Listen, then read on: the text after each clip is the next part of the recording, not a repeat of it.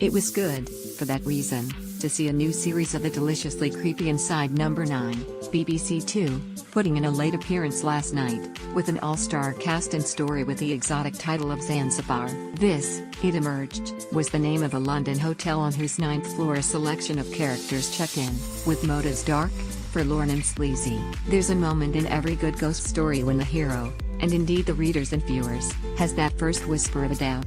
A glass has moved, a door has slammed shut, there's a figure at the window. We had one of those early inklings last night as bellboy Fred, J. appeared from the lift and addressed us in Shakespearean verse. It was without doubt a very clever piece for some, those lovers of Shakespeare and his verse perhaps. This may have been a moment of delight and anticipation. For others, this reviewer included, it was a knell-o-do.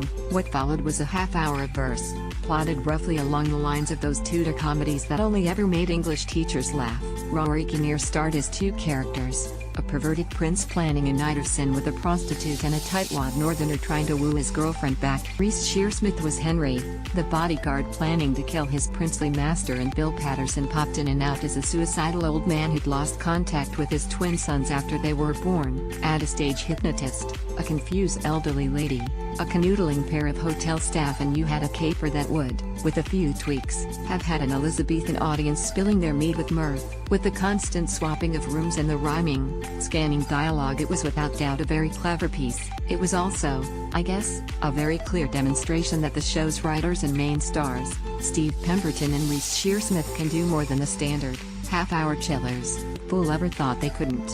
Why did they have to prove it last night with something that was, while clever, was also unfunny, outdated, tedious, and most importantly, not scary at all? If we had any fears as the end credits rolled, they concerned the next 5 episodes of the series. Can Michael Portillo please get some kind of award? Watching a new batch of Great British Railway journeys, BBC Two, I realized that this is a man whose job involves travelling up and down Britain on trains. Having just done a bit of that myself over the holiday, I can safely say no salary would ever make it worthwhile.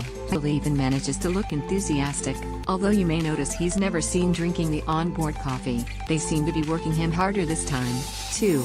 His inaugural trip from Cromer to Cambridge, requiring him to tap dance, in front of a team of pro tap dancers, shoot clay pigeons and operate a punt. This was all in recreation of the activities, sporting and unsporting, of the late King Edward VII, whose racy lifestyle marked the clean break with the foregoing Victorian era. Under King Bertie, it was all about hunting, shooting, sea bathing and stealing other chaps' wives, assisted, of course, by steam-powered locomotives.